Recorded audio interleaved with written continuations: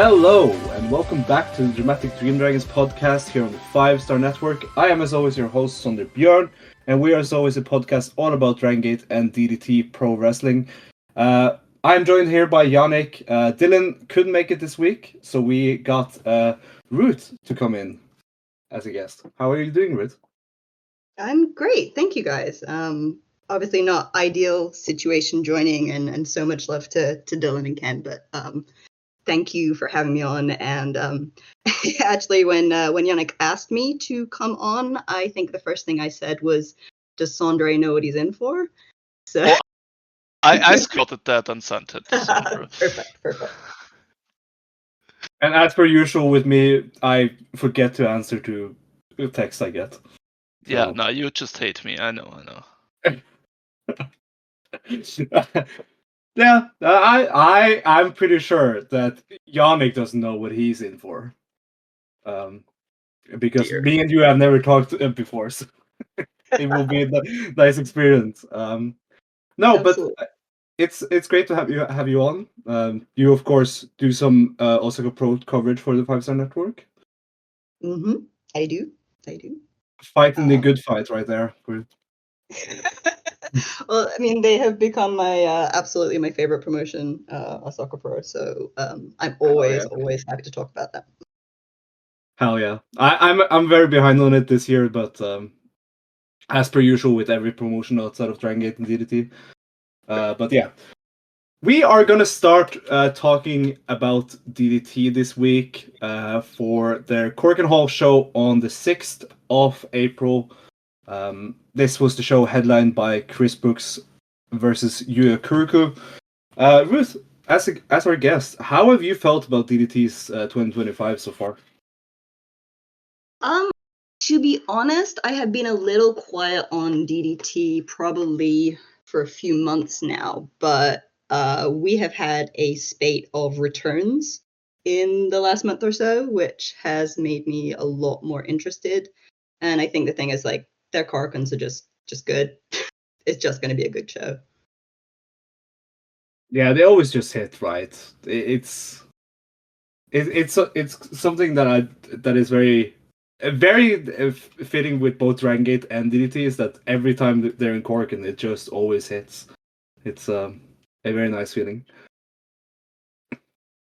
But yeah, we were of course very very high on the push of Yuya Koroku in the lead up to the show, and outside of that, there's been a lot of like mixed energy for DDT this year, I feel.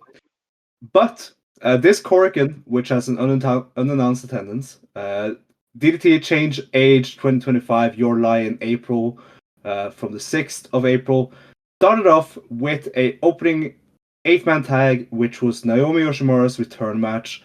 It was Kazusada Higuchi, Naomi Yoshimura, Ryota Nakatsu, and Yuki Ishida defeating Yuki Onaya, Toy, Takeshi Masada, and JJ Furno when Higuchi pinned Furno with the claw slam after 8 minutes and 26 seconds. This was a very fun match. Naomi Yoshimura looked great. I have missed him. Yannick, how did you feel about his return? I was missing those thighs, and it was a fun match. Obviously, nothing you need to watch outside of if you're just excited to see him again. His hair is glorious still. I think it might glow in the dark. I'm not sure. That is an intense orange. But the second he came back in a suit with that bright hair, I was like, he is so back. And he looks so happy too. Yeah. You said with all the returns, there feels like there's a fresh breeze in DDT. Man, all the guys that were out were like the best guys they have, and they all pretty much at the same time. And we have Shuma back, we have Higuchi back, now Yoshimura. Who have I missed? Okatani. I've missed Okatani. Yeah. No. Those are literally 3 of those are literally my favorite guys in the promotion.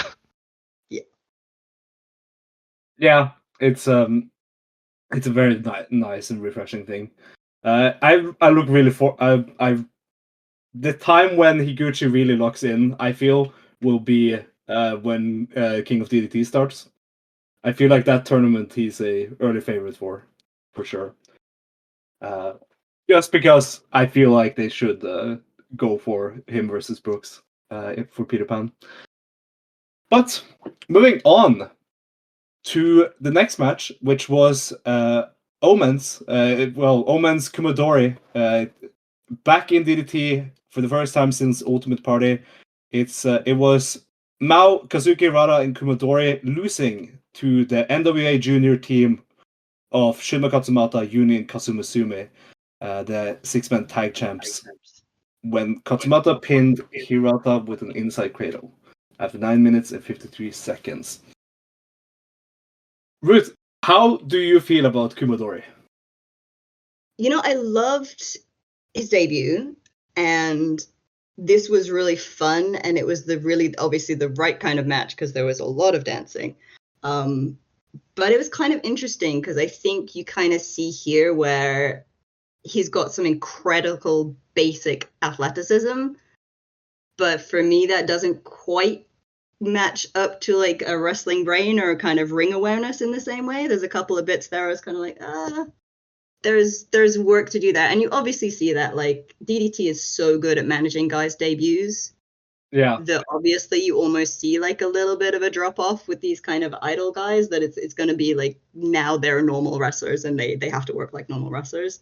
So this one didn't hit quite as hard as that first one, which was really, really, really fun. But the match format was great, and just, it's Harada, it's Shunma, it's going to be great. Yeah, the dance versus idol battle was just amazing. The song battle. Yeah, it was so fun. That might be the best comedy spot this year that I have seen. So DDT. Oh, absolutely, and the dance fits so well of NWA. It was perfect. Like I didn't realize those dance moves were meant for aggression. Yes. I didn't know Yuni was meant for aggression. Yeah, it was very fun. After the match, Shunma announced that they are coming out with a second single soon. NWA Junior is, and Takagi, Shoshiro Takagi comes out and says, "What do you mean second single? Your first single only sold 800 copies. It's bad. You guys have no goal. So you know what? I'm booking you a solo performance live in Shibuya, Shibuya Loft on December 23rd, and you have to fill it out by yourselves, idiots." What a great manager, right? First he chastises them, and then he books them a show. But he did this to NWA first time around, so this is him being similarly evil guy. But like, I was impressed by 800. I was like, really? Yeah, 800. Listen, that's good. It's a good song. Is it on Spotify actually? I don't know.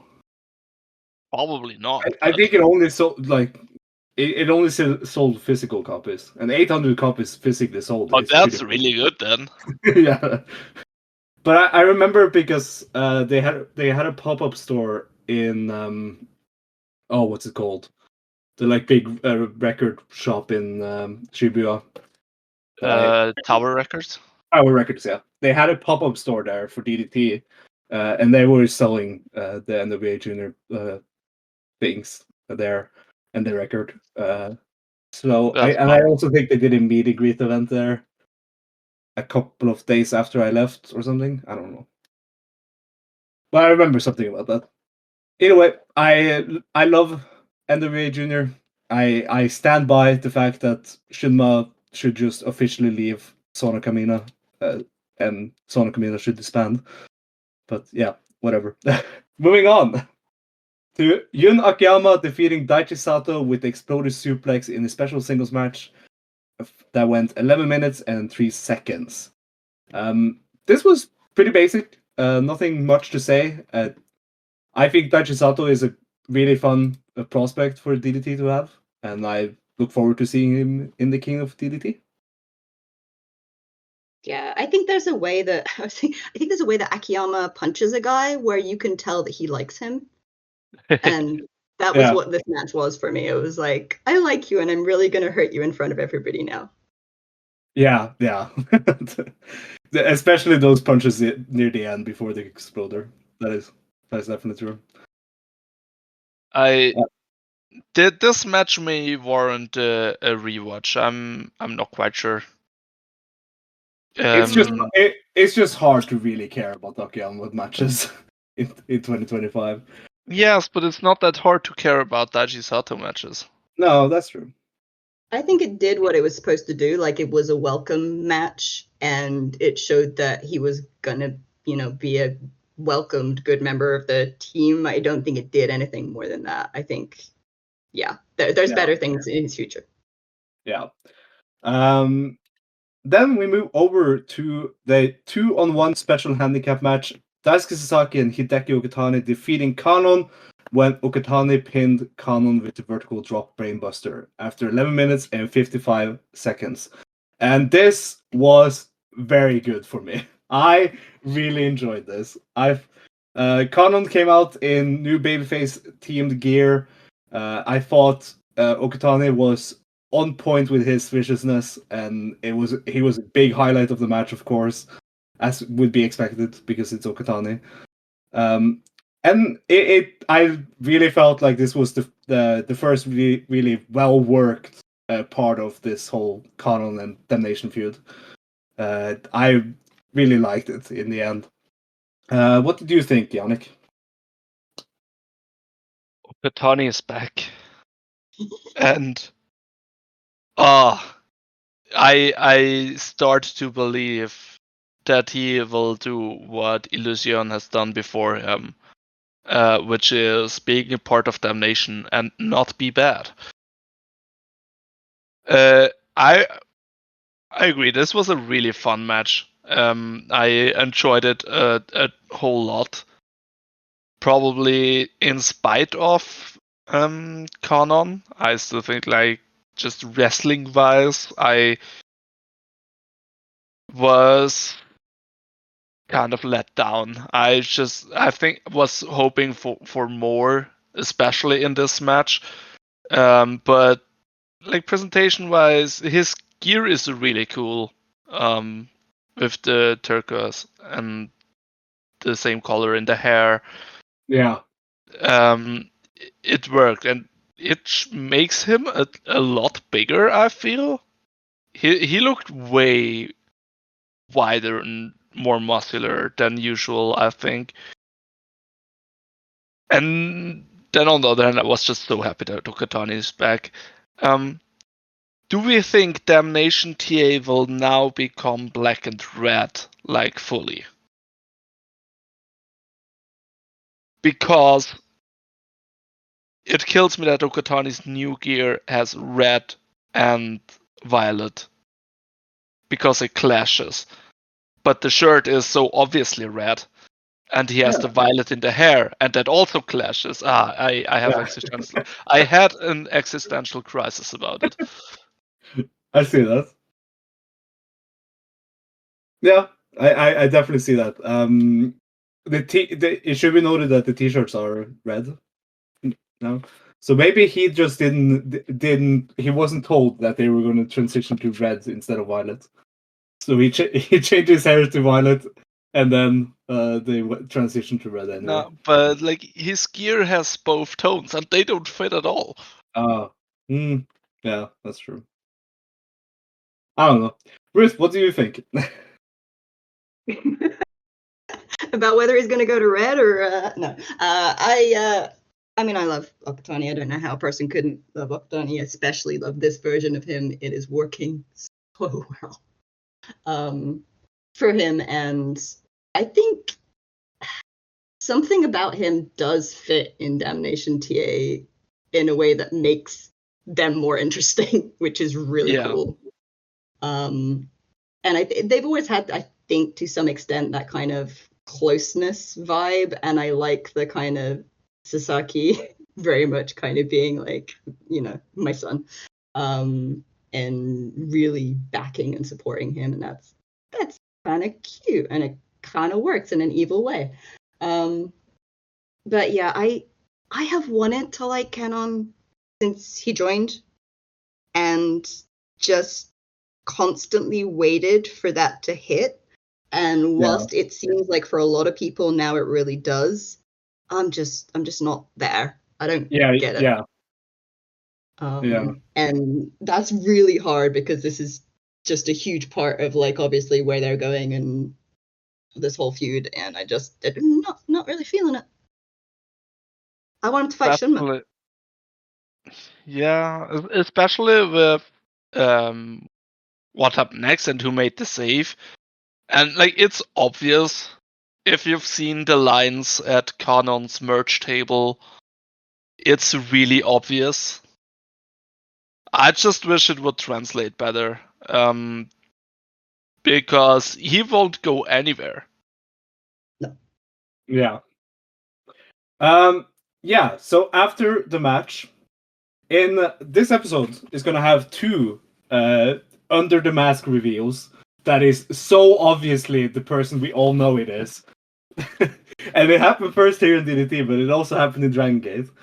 But here, out after the match, Damnation of course started beating up on Kanon, but out came a man in a yellow costume with a baby hat on that was so obviously just even before he had gone into the ring, I knew it was Mao.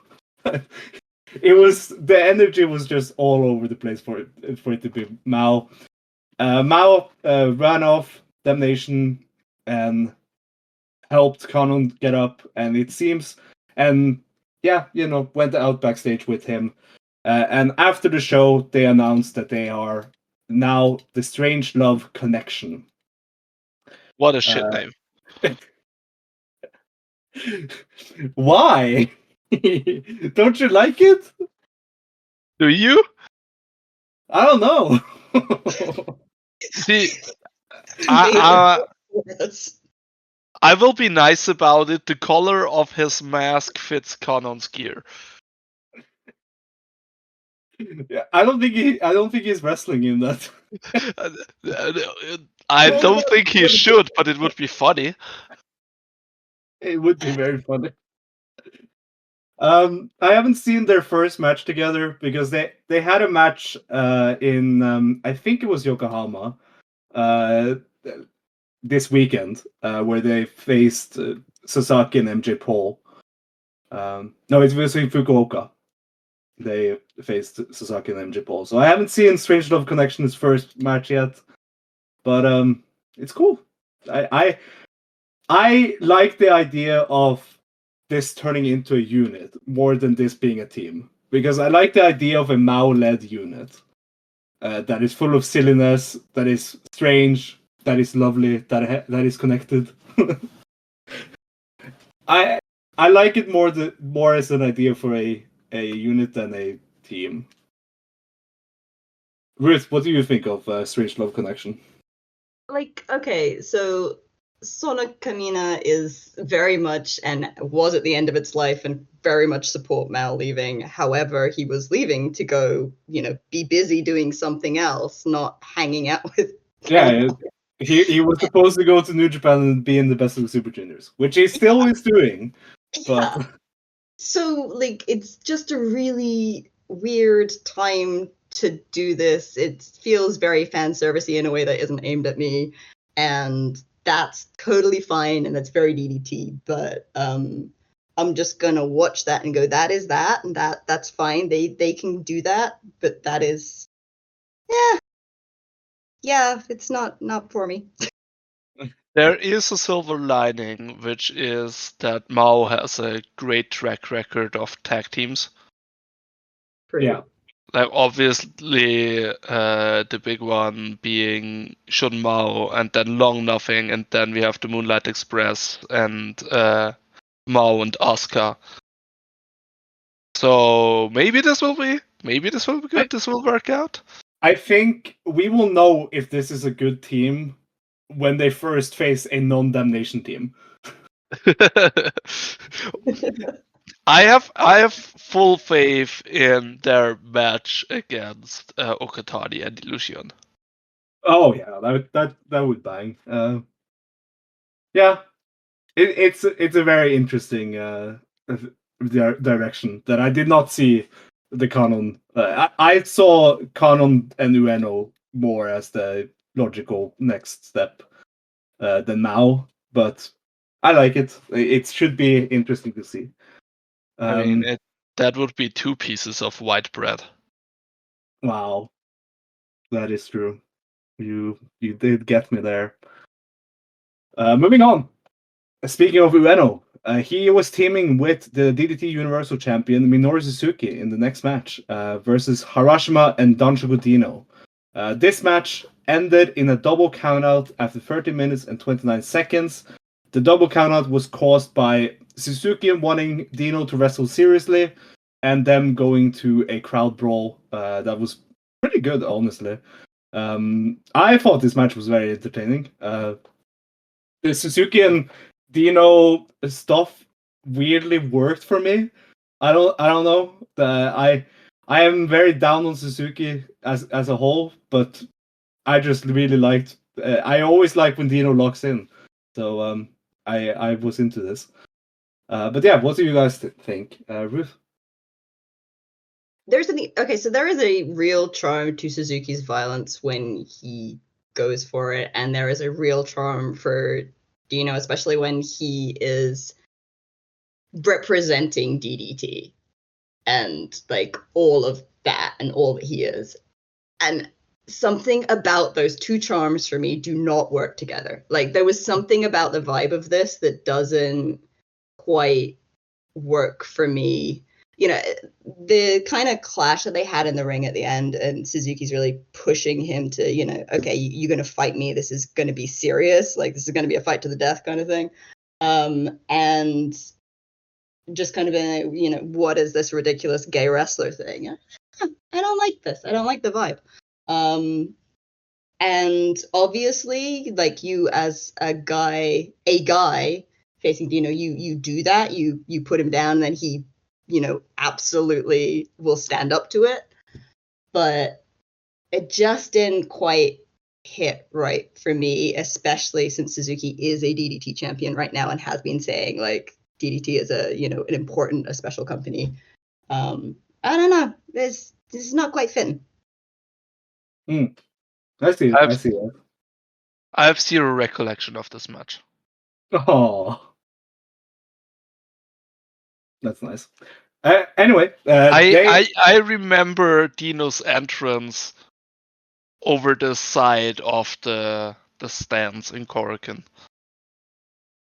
That's about it. I mean, what do you think of him tagging, like Ueno and Suzuki? I think, like, it in the interview before the match or whatever, or in the lead up, I think Suzuki said like, I was impressed by him when I beat him, so I wanted to team with him. I mean, Ueno is white bread, so of course he has no issues with it. Yeah. Yeah, and Ueno in 2025, it seems like he's just sticking his head down in the mud and avoiding standing out in any way. Yeah. That it really feels like Ueno is just hiding because he doesn't want to stand out or anything right now. I don't know what's going on with Ueno. It's a very weird situation. Yes. But they did announce that it will be on the King of DDT final in Korakuen Hall on May 25th. It will be Dino versus Suzuki in a special singles match. That might be for the Universal title unless Yoshihiko beats Suzuki in Las Vegas. It was a bit funny when Yoshiko made the entrance from the rafters after the match, and Suzuki just walked past them. Past them. It was very funny. Moving on to the best match on the show, we can say, at least work rate. Fuminori Abe and Takuya Nomura, the astronauts, defended the KOD tag team titles versus Shinya Aoki and Keigo Nakamura when Abe pinned Nakamura with the MOTYc clutch after 11 minutes and 46 seconds. They got the V1 for astronauts. And they've already gotten their V2 on Sanshiro Takagi's produce show over Sawa and I think it was Sawa and someone Sato. else. Sato? I think it was Yukari Sato, yeah. Okay. Yeah, I haven't watched that. I don't know if the Sanshiro Takagi produce is out, but It's out on the Wrestle Universe. Okay. Then I'll watch that in the soon. But yeah, what did you guys think of this tag title match here in Korakuen? Yannik? Oh hell yeah! Oh hell yeah! Yeah, this is Man. exactly.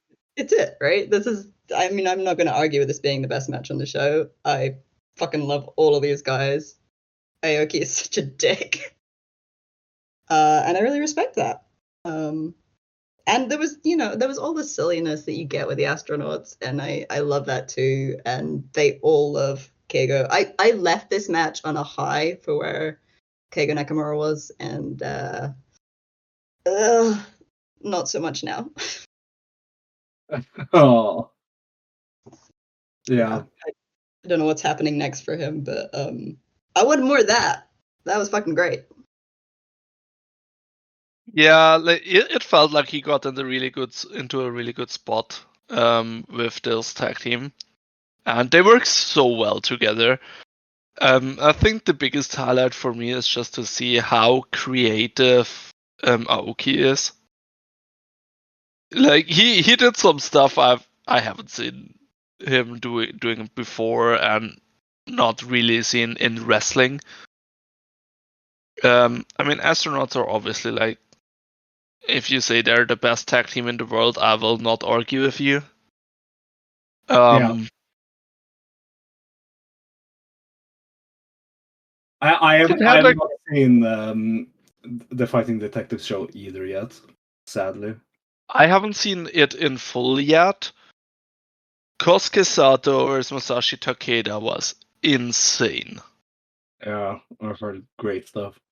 I look forward to watching that during this week, most likely. What I think is really interesting in this match is the dynamic between all of them, because I feel like they haven't like disrespected Keigo in any way. Yeah. Like he was fully a part of it, but with the other three, and like even the astronauts and Aoki, it didn't feel like they were all on like equal footing at any point. But yeah, man, this was great. This was fun. It was all I expected it to be. Yeah. I don't think if you didn't know these guys and you came in and watched that match, I don't think you would have known that Keigo was so much like behind all the rest of them. Yeah, that he's essentially a rookie still in status. Yeah. Yeah. Like in and that's the thing with him. With him going so after this match, it was announced that he will be going on indefinite overseas excursion. Now, I know the indefinite part of that sentence have been overplayed a bit by some people. I don't think he's going to be gone forever, and I think that's a drastic stance to take on it. But I think he kind of needs to get away for a bit and kind of come back with a character or some new character works other than being a very passionate younger wrestler, which of course is what he is now. Like, I like the idea of him coming back in like a year's time with a big gimmick or whatever.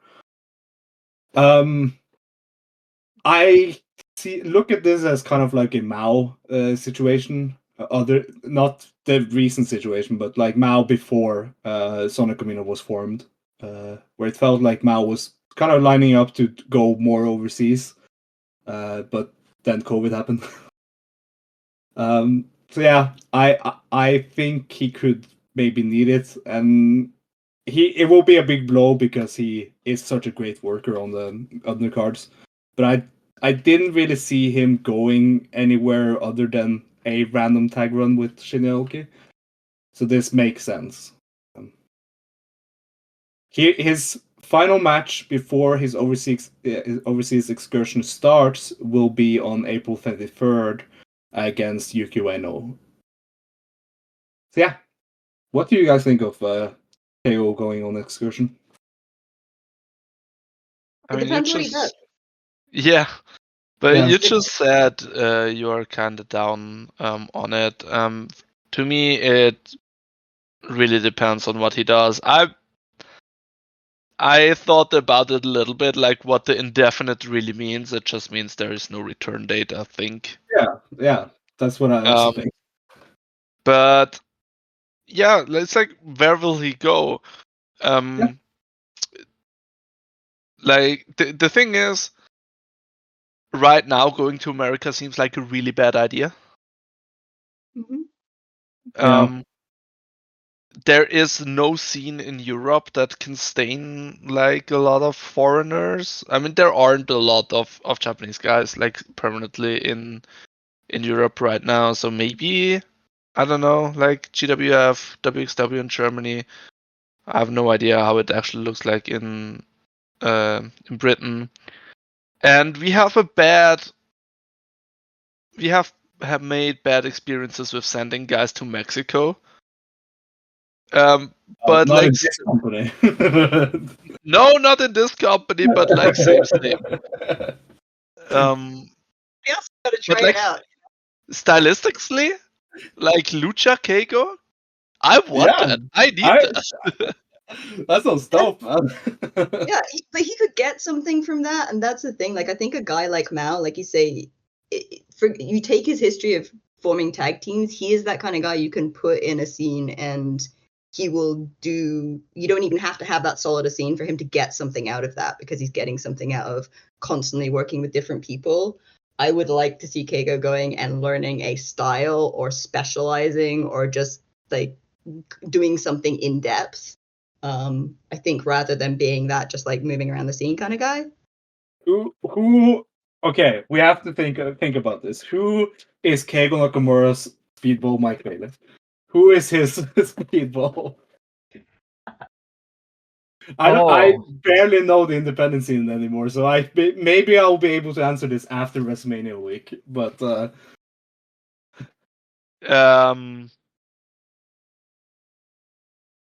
let him join Cinder and Saint, so they have two bald guys.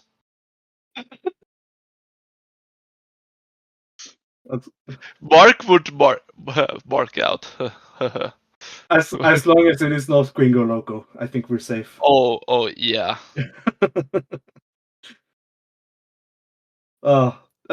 It's weird that he's going on excursion after WrestleMania week, though. that is a big weird part about it for me.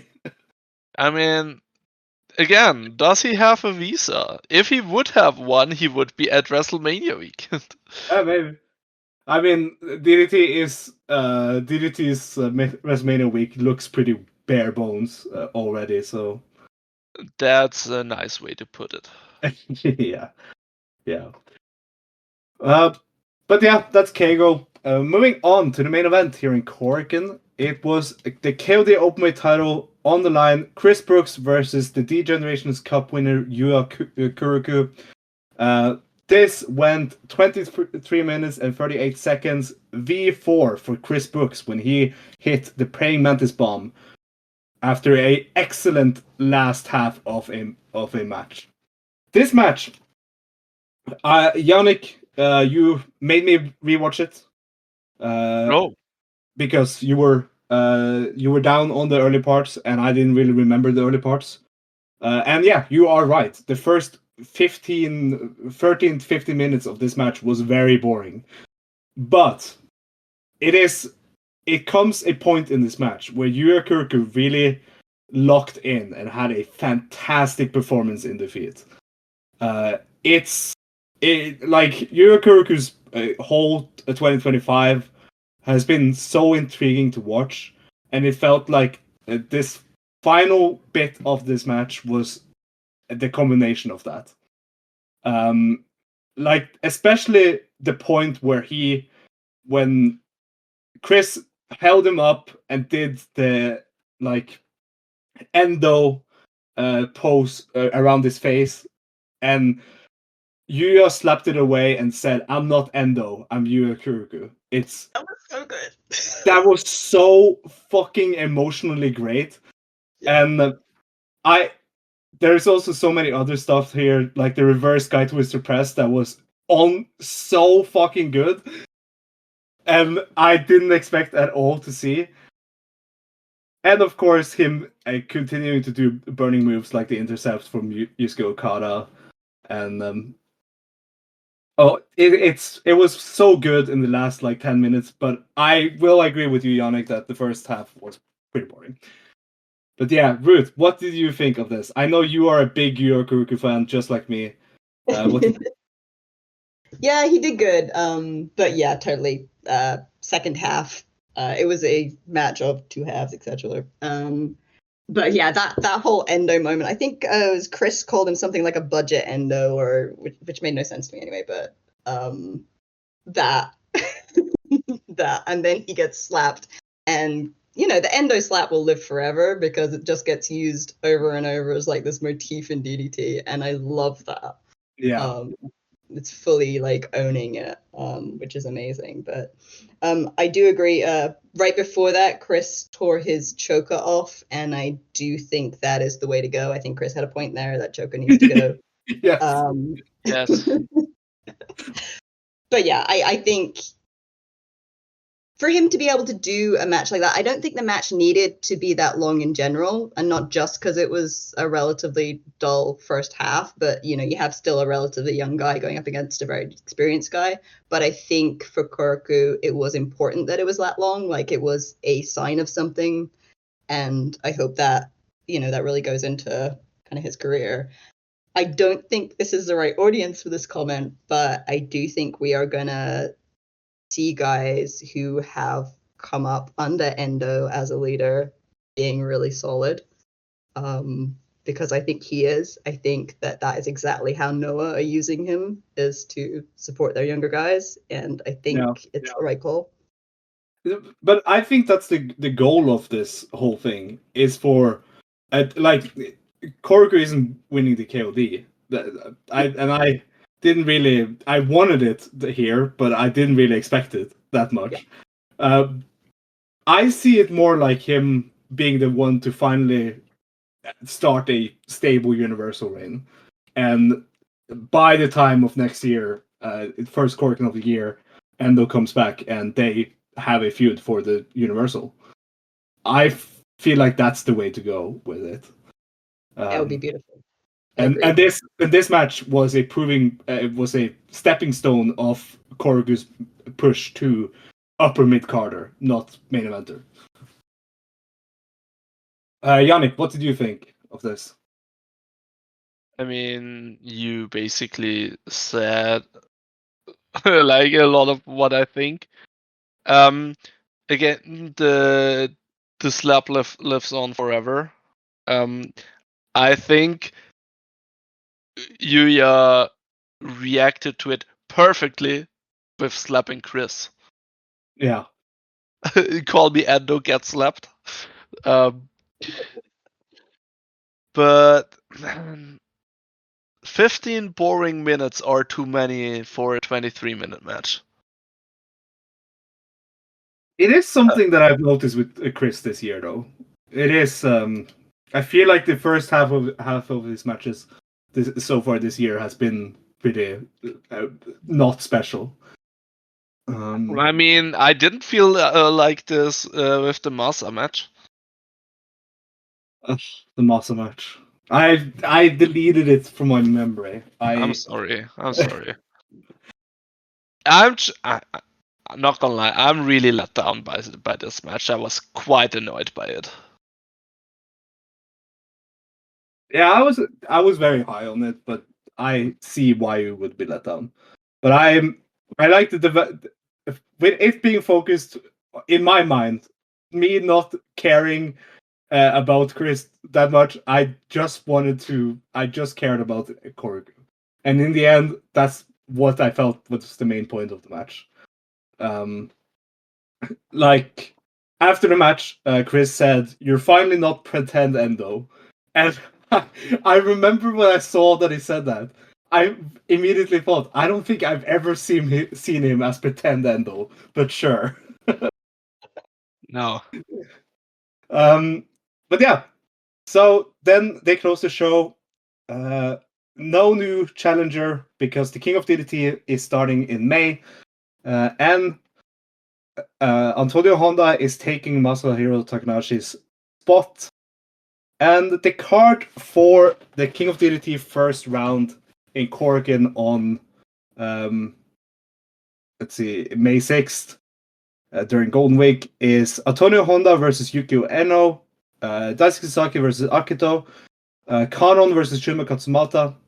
That's an interesting match for the most recent tag partner of Mao versus the current tag partner of Mao. Yuki Onaya versus Daichi Sato. Shame that Daichi Sato will only get one match in the King of DDT. Okatane versus Toy. Chris Brookes versus Harashima.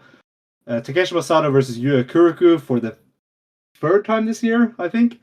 And Shinyaoki versus Higuchi will be the main event or maybe Chris and Harashima will be the main for the first round. But that is a pretty good first round night for the King of DDT. Ruth, who do you want to see win the King of DDT? Oh. I don't know. I do want Harashima to have a better showing. Things have been quiet on that front. I know he's got a kid. Maybe he wants a quiet life. I don't know. But yeah, I want more Harashima in my life. I don't know who I want to win here. I really don't. I mean, because the people I do want to win, I know aren't going to win. I think that's my fundamental problem. I don't want it to be Naya. Yes. I think that's my only thing. Like, he is somebody I think has a viable chance, and I don't want to go there yet. Yeah, let's not do that. Let's just not do that again. With the idea of it being for Peter Pan after this, I look at as Higuchi as one. I know also Harashima makes sense, but Harashima versus Chris feels like they can because that is a first round match. I feel like they can do Harashima versus Chris in between King of DDT and Peter Pan. Kind of doing the New Japan style of booking, but yeah, I can see that being a thing. Or since it's been so long since Peter Pan is so late this year, they might do the King of DDT winner before Peter Pan, because it's so much later than it usually is. Yeah. Man, I'm looking at the lineups. There are not many I can see win. Like, I can even imagine win. That's my problem with it. Like Yeah. my guys ain't winning. Apart from Higuchi, like. Yeah. Yeah. I think Masada has a chance, which would be interesting against Chris. Shunma Kanon in the first round kills me. The winner of Masada and Koroku will be facing the winner of Higuchi and Aoki though, and I don't see either of Koroku or Masada beating either Higuchi or Aoki. I can see Masada beating Aoki. Really? They love Masada. Do they? I don't think they do that much this year. I mean, you have to downcycle them sometime. Does Okatani have a chance? Maybe. I mean, he's beating Toy.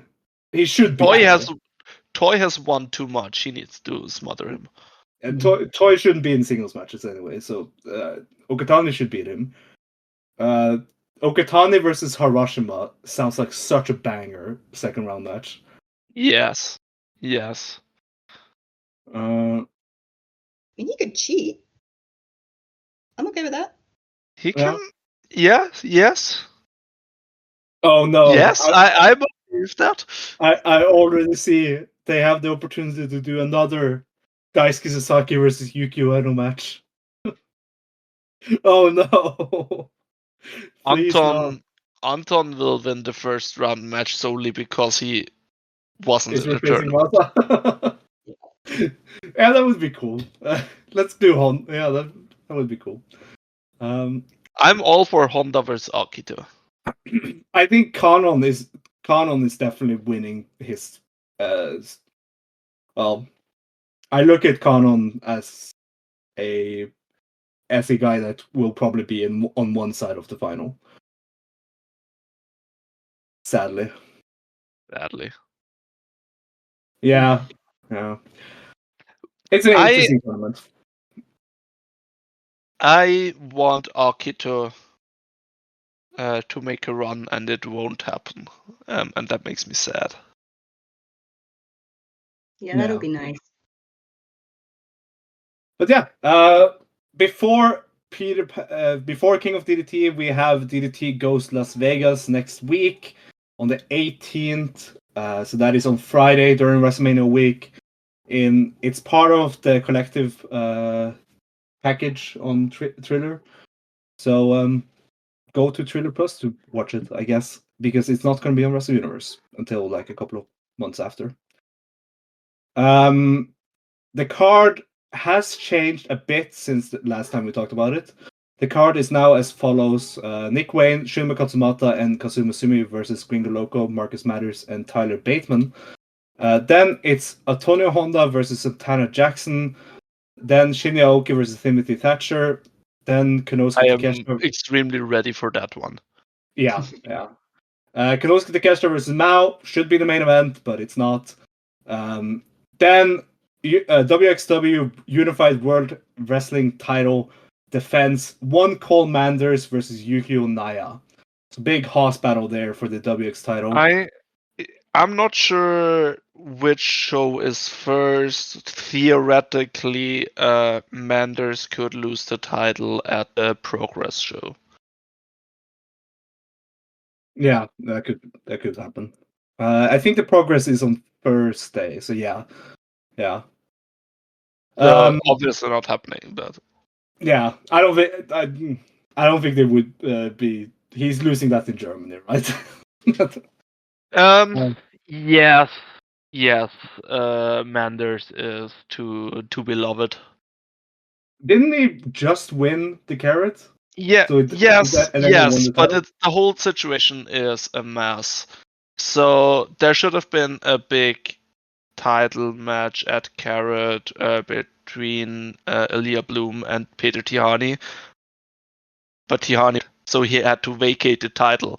And instead of fighting the title out in the Carrot, the Carrot was also a number one contenders thing, and then they had the title match, Manders versus Bloom. And Manders obviously won because Bloom was only in this match because he had the feud with Tihani. And it's all a mess. Yeah. It sounds like WXW. Moving on to the main event. All you know about WXW is what I tell you. Don't lie to me. Yeah, I know. but I expect it to be messy. Germans are a mess historically, so you know. Oh, fair enough. Then the main event for this DDT Goes to Las Vegas show is Minoru Suzuki versus Yoshihiko for the DDT Universal title. That annoys me so much. It really annoys me. If there ever was supposed to be any Tony Khan politicking, big broing DDT, this would be the day. Takeshita versus Mao. Do it in the main. I don't get why they don't put it as well. Maybe it doesn't work because Mao has another booking or something. Maybe Mao is all over the place during Mania week, so yeah. Like I don't want to track down every booking he has because he has a lot. But of course that makes sense. He's Mao. He'll do anything. Just book him. But that is DDT. Moving on to DragonGate, who was in Korakuen Hall one day after DDT on April 7th for the Gate of Passion 2025 in Tokyo. This was, of course, live on the DragonGate network with English commentary. And the card was a pretty fun card. That really didn't really nothing on the undercard stood out that much. We had the opener, which was a weird time, a very unique time where the old guys are in the opener. It was Dragon Kid, Naruki Doi, Geiki Origuchi, Don Fuji, and Don Fuji versus Yasushi Kanda, Toru Washi, Problem Dragon, and Punch Tominaga. 5 minutes and 12 seconds. A Bible from Doi and Dragon Kid got the win. Not really much to say about this old guy tag in the opener. Dragon Kid come back at the regular shows. Yeah. I mean, he chose to do so against Punch. He is a man of culture. That is true. But then the next match, this was a pretty good match, honestly. 6-man tag: Storm Machine J, UT, and Ho Ho Lun versus Masaki Mochizuki, Ryu Fuda, and Akihiro Sahara of Mochizuki Dojo. 10 minutes and 53 seconds. Twister got the win on Ho Ho Lun from Mochizuki. I thought Akihiro Sahara, as per usual, stood out as hell. Ruth, what have you thought about Akihiro Sahara's 2025? Oh god, he was my boy from day one because the thighs. Like instantly, you're like, yes, fine. But also, it's something Dragon Gate doesn't necessarily have a huge number of guys kind of fitting that at the moment. Especially with Big Boss Shimitsu missing. Exactly. So yeah, I am absolutely delighted at everything he has managed to do, and he is completely living up to what I think he's just gone beyond what anybody would expect of somebody at his stage, because he feels like a pretty well-formed wrestler. Like he's a rookie, but he's got this kind of solid personality. He feels so Dragon Gate, even though he looks like that and he wrestles like that. Mm-hmm. It's quite amazing. This match also featured two of your other boys, Ruth, Ryu Fuda, and UT. Yeah. God, Fuda. We keep the hope alive. We keep it. It's hard. I have lost it a lot, but I did regain some today when I watched him versus Yo. I did. Yeah. He's. I mean, like I started watching Dragon Gate because of UT, so I'm in for the punches. Yeah. And obviously that really hits with Fuda. But yeah, he's doing good. I think the idea that Mochizuki Dojo 2 is not a unit, I'm still like, it's a unit. They announce themselves as Mochizuki Dojo. What the fuck is this? Is it just so they can't disband and he can't be betrayed? Yeah, I mean, It's really quite smart if you think about it that way. there is a big rule. You have to let him know if you're leaving the group. Yeah. Who is going to betray this rule, and why is it Sahara? I want it to be Fuda. I have been saying that for a while. Put him with Ishin. Let's do Ishin and Fuda tag. But Ishin has a tech partner, Yeah, that is true. and I love that team. They're great. I love that team also. Obviously, really fun match, but Ho played it to perfection in this. Yeah, he was still selling Mochizuki's offense during the main event commentary. Like he sounded like he got clocked. He is nothing if not a worker. Yeah, forever the worker. I don't know, like at one point he was, I think their natural vibes were coming out again, which we'll talk about. And Ho was like, "Oh yeah, I don't dance," and Jay was like, "Yeah, we can tell you don't dance." Oh, that was so endearing. Oh, He did it worse than Suzumu. I don't remember the match, but Jay Jay was trying to remember a song, and Ho started trying to get him to sing it for on air, and it was very funny. Oh, Ho and Jay, the best commentary team. How anyone doesn't watch with English commentary, I don't understand. Because DragonGate has the best English commentary. But yeah, moving on to Ben K, Rita, Mochizuki Jr., Hyo, and Luis Mante. Big Hug Gold Class versus Kai, Jason Lee, Ishin, Yoshiki Kato, and Homare of Seabrats. So this is every Seabrats member outside of Gianni and the ones in the main event. Outside of, and also one guy that worked double duty on the show.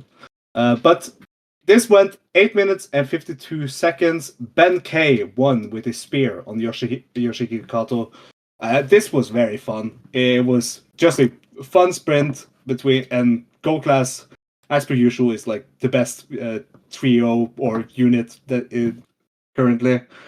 If you want match quality in 10-man in multi-mans, Gold Class is the way to go. And I really liked it. The big thing, yeah. Arguably, Seabrats is the way to go in the multi-mans, because they are always so good, and they're just like on the surface, they're just like generic heel faction, but they keep it so fresh somehow. Seabrats is on a run right now. Yeah. But the match quality here isn't really that the thing to talk about. It was good. It was a very fun 10-man tag. Jackie Kame had to skip out on this show because he has a mild neck injury. But he will be back soon. So soon that he was put into the match they announced after this match. Because after this match, Ben K invited both Hyo and Luis Mante to Gold Class, just like he should have done after after Big O got disbanded. But Mante said no. He flat out refused, and Hyo was about to say yes, and then Natural Vibes came out. Should be noted that immediately when Natural Vibes came out, Luis Mante teleported out of there like he did a RuneScape teleport circle. I did not see where he went. He disappeared. But so it became like a selling, trying to sell Hyo to join either Gold Class or Vibes. Ben's pitch was that they would rename Gold Class to Love and Peace if Hyo joined. SMJ said that if he joins Vibes, he will be the center during the new dance. And it all became kind of really silly bickering to and Hyo kind of being undecided of who he wanted to be allied with. So in the end, GM Saito came out and said that Hyo is popular as usual, so let's settle this in the ring. Next month in Korakuen, it will be a 4-on-4 tag between Natural Vibes and Gold Class, and the winning team will be getting Hyo in their unit. So that is May 9th in Korakuen Hall. It will be Hyo contra Hyo, Benkei, Rita, Jackie Kame, and Mochizuki Jr. of Gold Class versus Strong Machine J, Casey, UT, and the best news of this entire thing, Flamita. Yeah, what do you guys think of this, Ruth? I feel like we've been personally attacked. That's how I feel about this. Neither of these units need Hyo. No unit needs Hyo. I mean, there is a point that this, Hyo and Manthe would have made sense. Oh, I also love Manthe refused in fluent Japanese.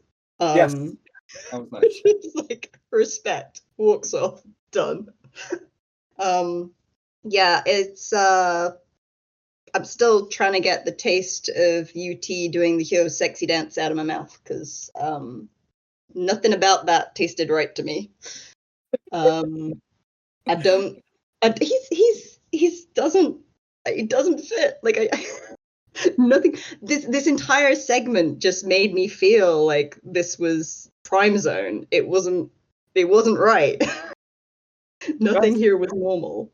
I don't know, but I feel like Hyo shouldn't be a wrestler. It really feels like he should not be in the wrestling business. He should be in the idol business or whatever. Sometimes I can be really mean about Hyo if I want to be, because I'm angry and bitter about the fact he still hasn't apologized to UT since he turned face again, despite being really mean. And he apologized to a lot of people, and he still hasn't apologized to UT, and I'm mad about that. But I think he's just in the wrong timeline for him. There is a timeline in which Hyo the wrestler is fine. Yeah. And this is not it. And unfortunately, it's not it for us either, because apparently we're getting love and peace or sexy dance. And I'm not okay with either of these realities. I was so massively pissed off by this segment. I thought it was charming, but it was also like, why are they fighting over Hyo? He has not shown. The only reason they're fighting over him is because he's popular with the female audience. Which I guess that makes sense for both Natural Vibes and Gold Class to cater to. But yes. I mean, I'm glad that Manthe said no immediately, because Gold Class X Big Hog, now it's just too late. The moment is gone. Yes. And that was also a big problem with the entire segment, is that it felt like this should have been done 4 months ago. And Gold Class is the best unit running, or at least the best fresh. I'm partial on Seabreds, and they are amazing right now. But the thing is,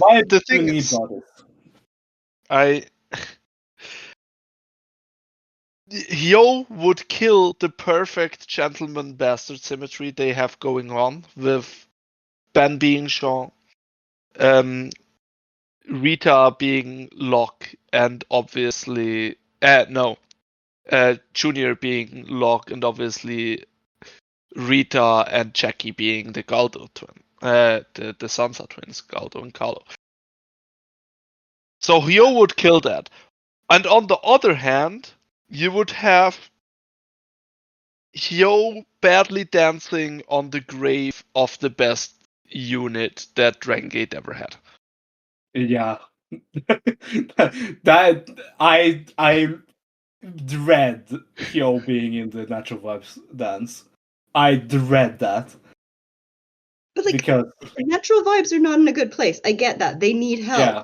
The help they needed is Flamita. And he's coming anyway. The help they need is Big Boss. The help They need to punish. Yaniguchi. They need to punish Big Boss, not the whole group. Yeah, we're suffering here. No, honestly, what natural vibes is missing is Ishin. Let's be honest. Oh man. Go on. I'm trying to imagine Ishin dance, and I'm failing to. No, we have seen it. He did dances during the like he likes doing dances ringside and stuff. I mean, yes, but Fortnite dances, but yeah. yes, I mean that's the same level as Hyo. Yeah, I guess. But Asian is actually charming. Yes. I think we established in this segment that Hyo cannot dance. Yeah. Yeah, I it's weird. I feel like he's going to end up with vibes. Yeah. I hate it. I don't like it. Maybe Vibes should have disbanded last year after all. There's no way we're getting Team Love and Peace. It's not happening. Yeah, that would be really bad. And like Gold Quest doesn't need it. They have like 4 people now, and they're all fantastic, so they don't need it. Let's just hope that Jackie gets better with the month off. He said that he doesn't need that long, so he should be back for this. But yeah, moving on. And a big shame about is Jackie in the? Yeah, he is. Okay. Yeah, Jackie is in the BraveGate tournament. Yeah, he wrestled today. No, not today. Oh yeah, he did. He did. But I watched him actually today. God damn it! He didn't stand out. It was Rita that did most of the work in that match. But yeah, moving on from this whole heel situation to Yuki Yoshioka versus Gianni Valletta.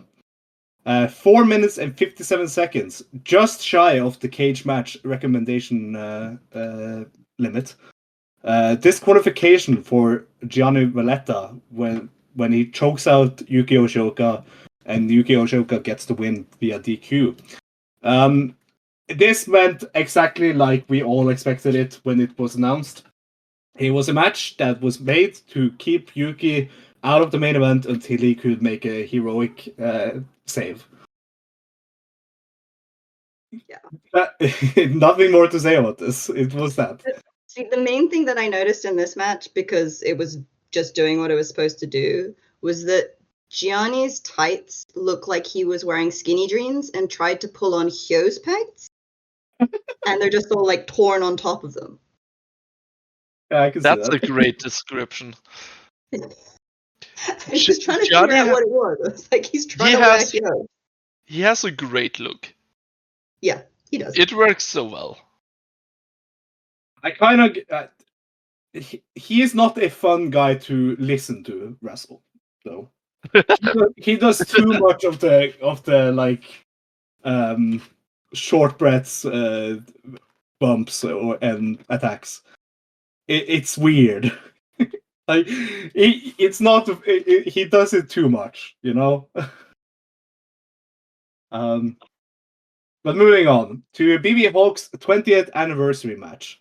It was BB Hulk, Jinsei Shinsaki, and Yoshitomo Shimogashi from the Kotebushi Institute versus Susumu Yokosuka, Casey, and Katsuo. This match went 15 minutes and 3 seconds, and BB Hulk pinned his classmate Katsuo with the first flash to get the win.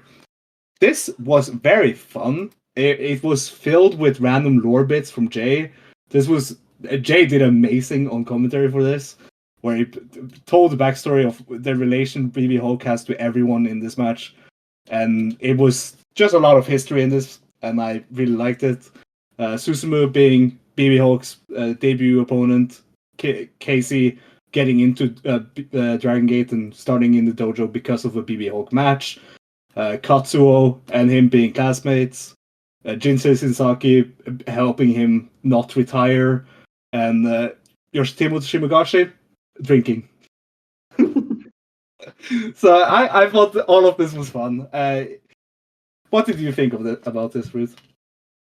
I was expecting this to be like a nice kind of heartwarming thing, which it was, but it was also a hell of a lot more fun than I expected. All the Shinzaki bits were just amazing. Nobody wanting to get in the ring with Jinsei just cracked me up so much. And then him and Hulk doing the rope walk, and him just basically being like, "Come on, move faster, move faster." That was It so was nice. great. It was so nice. Yeah, just really, really cute and fun, and like fast-paced enough that it was actually quite an enjoyable like break. Like we needed this after Gianni, but yeah, it was unexpectedly great. I must say, I did not know the full backstory to Yoshitomo Shimogashi. I always knew he was like trained in the Kotebushi thing, and that he showed up in DDT here and there. He showed up on the Wrong Guy produce shows, on the Gurentai shows. But now knowing the full backstory of him basically losing a bet with BB Hulk and Wrong Guy while drinking, and then becoming a wrestler for like that wrestles for once per year, and has a grand total of 5 matches on Cage Match. It's just amazing. Him being a bar owner that just was drinking with BB Hulk and Nozoa Wrong Guy, and that is the reason why he's wrestling here and there, sometimes each year, 1 year at a time, is amazing lore. People not realize drinking the sour is incredibly dangerous. Oh, I would guess. And like, as much as I dislike Nosawa, I would take up the opportunity to drink with him immediately. Oh yeah, for sure. But I think he's also pretty good. Like for a guy that's just a guy, he's pretty good. I did like that he did the what's it called, the Kamigoe here. Yannick, what did you think of this anniversary match? Man, I love that they just collectively decided that Shinsei Shinsaki is the most dangerous wrestler to ever walk the square circle, or the rings of the square circle, the ropes. But yeah, this was heartwarming. This was fun. It was way better than I expected it to be. And it didn't overstay its welcome. It was lighthearted. Yeah, it went way better than expected. I also, a highlight here for me was Katsuo, just because I'd never get to see him wrestle, because he's in Hokkaido, and those, like, his promotion doesn't make tape at all. But this was apparently like his first time in Korakuen in like years. So it was funny to see him like be really happy to be back in Korakuen. And he ended up with a footprint on his face by the end, so he got Yes. Very fun. Given that I don't care about like most of the people, like besides Casey and Suzumu, who did like the least amount in this, this was great. Yeah. I just it took me by surprise. And they all posed at the end, and it was fun. Moving on to let's just call it what it is, a match of the year contender. YAMATO versus Daiki Yaniguchi for the Open the Brave Gate title. This was fantastic. Daiki Yaniguchi came out to the rookie theme, supported by the coworkers, and it turned into exactly what we expected it to be. S-tier bullying from Yamato, and Daiki getting some really fun hope spots, and then like the finishing stretch of Daiki hitting the tequila shot and kicking out of the Galeria, then which was amazing for the first of all, and then Yamato being like, you did not kick out of the Galeria, to me, you are too young for that, putting him in a brutal lion tamer that looked like it was about to break his entire back before Masaki Mochizuki threw in the towel.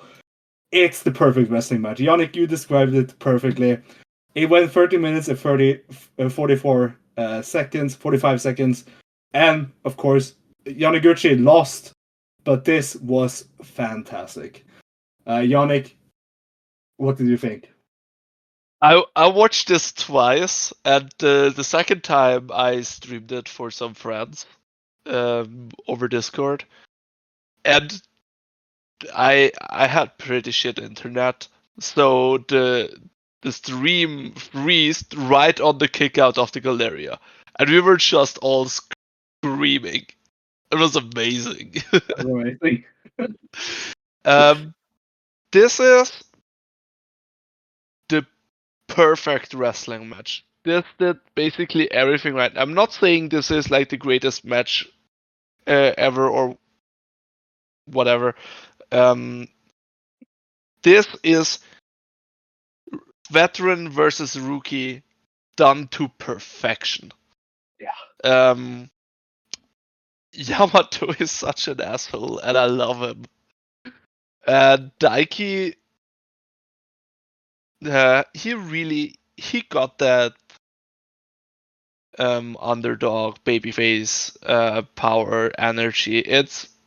It's quite great. I was thinking about because in the last part, Dylan was kind of down on him like as a performer. Yeah, I mean, he was calling him the new generation Punch Tominaga, so yeah.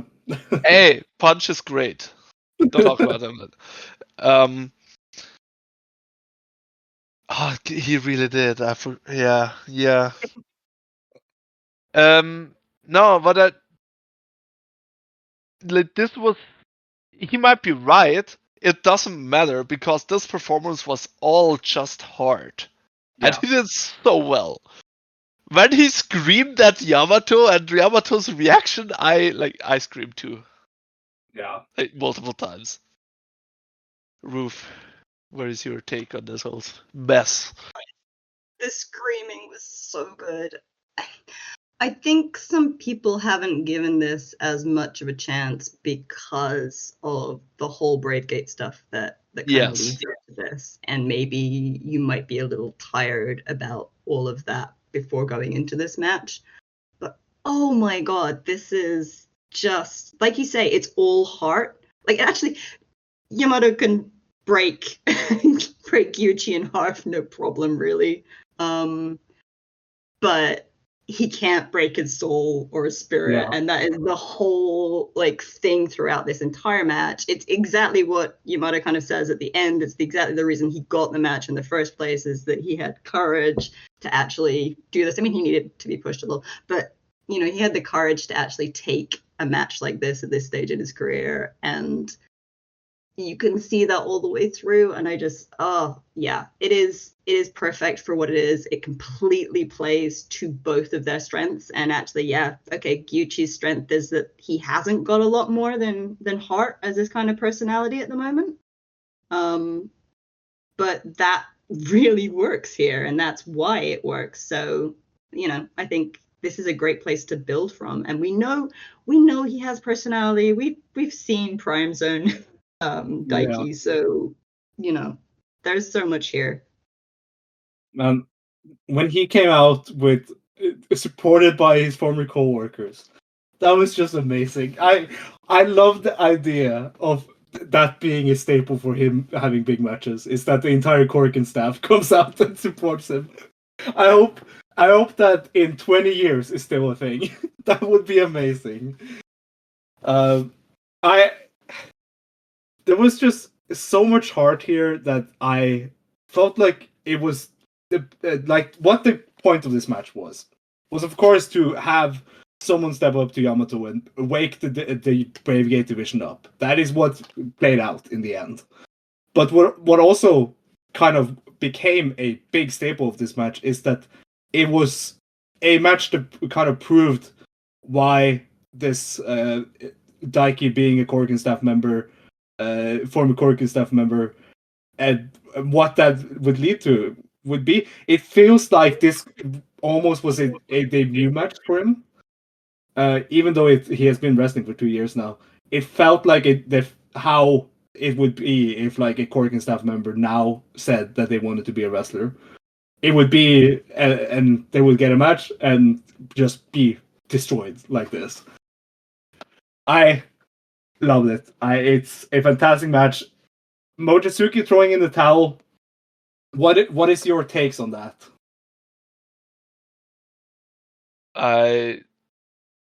I think it does quite a lot for Daiki. It just says that he doesn't give up, basically, but it also says that he is quite foolish. But frankly, he truly is. Are both qualities, which truly are great qualities to have as a dumb babyface underdog for the crowd to support. Yeah. Ultimately, if Mochizuki's willing to throw the towel in, he's letting you go pretty far with your stupidity. He's not going to do it early. I think Daiki got choked out on the way to this match, so I guess it was, telegraphed maybe, but I was surprised at that, and it does loads for Daiki, I think, as a member of that not unit. Yeah. And of course, that leads into the post-match. Yamato was impressed by Daiki's courage to step up to him, and he said that this was what he wanted for the Brave Gate, and now that he has gotten one of the Brave Gate guys to step up to him, he is considering vacating. But UT, Jackie Kame, Rita, Hyo, and Ryufuda all step up to the apron. UT takes the mic, and I love that he is the one championing this, reactivating the Brave Gate scene.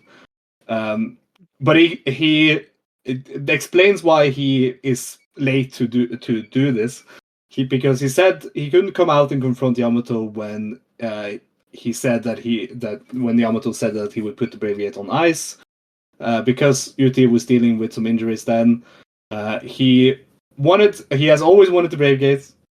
UT has always wanted the Brave Gate. That is the reason why he got into wrestling. And the same is true for everyone around the ring, was what UT said. Yamato said it will be up to them to make the title equal to the Dream Gate.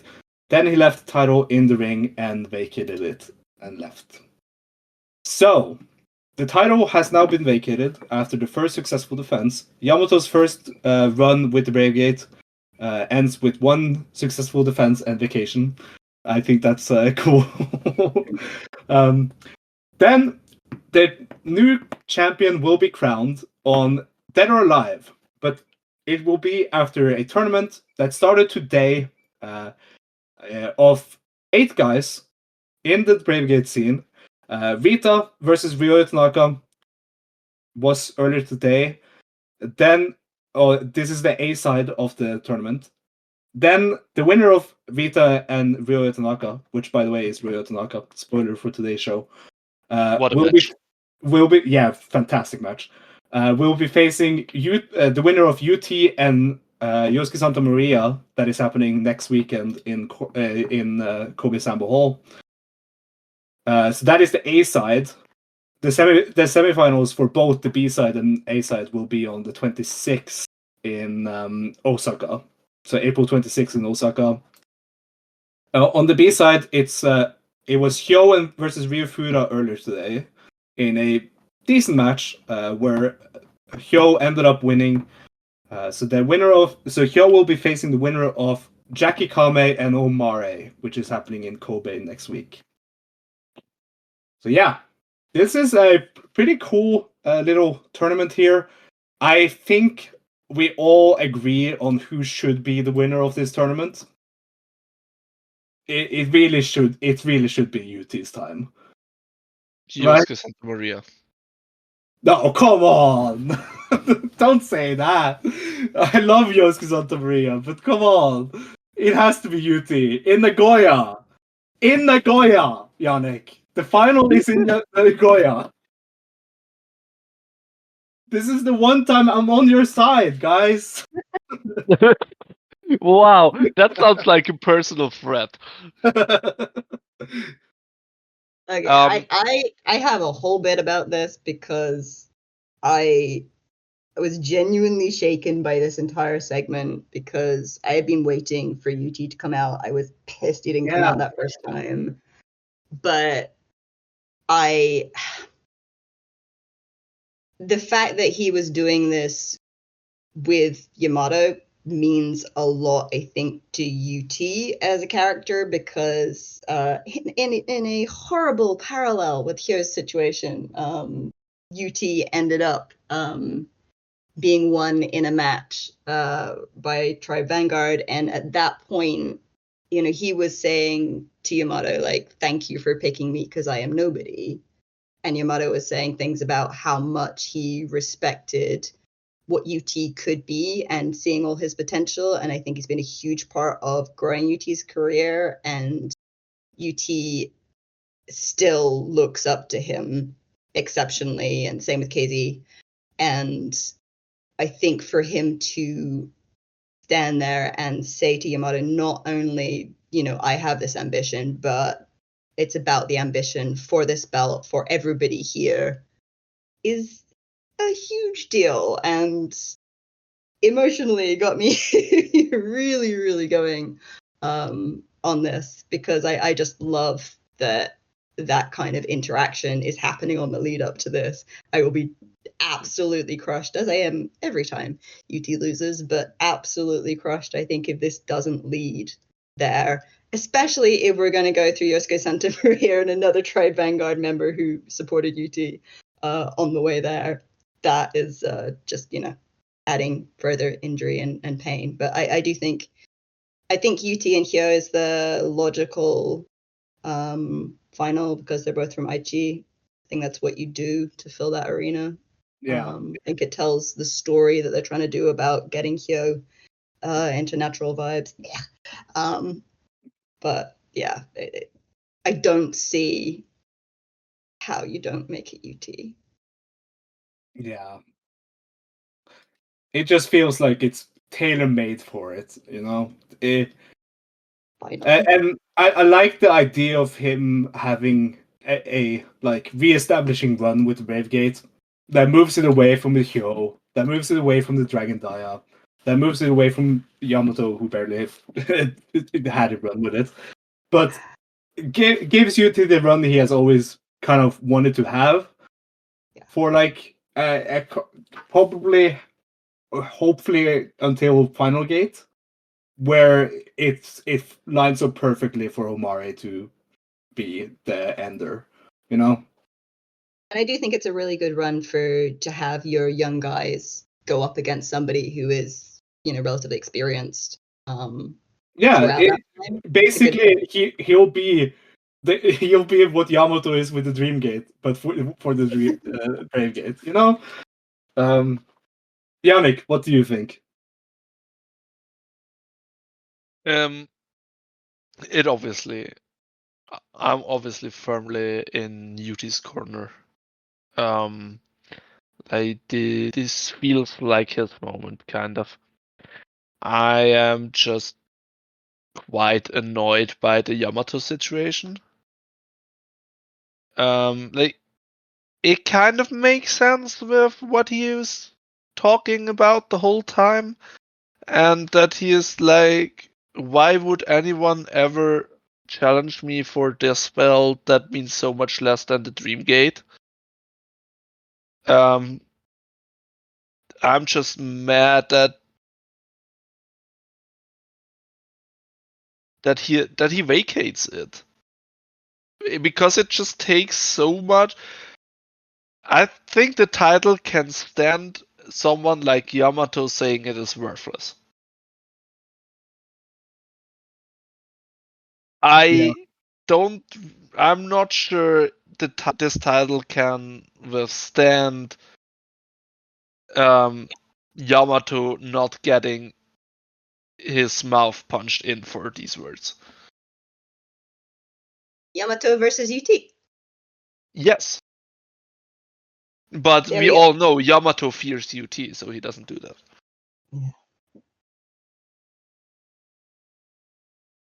Yeah.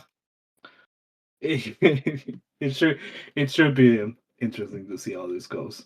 But yeah, as we said, Tanaka moved on from Rita after a fantastic match earlier today in Fukuoka. That match ended after 12 minutes and 55 seconds with a springboard twist press.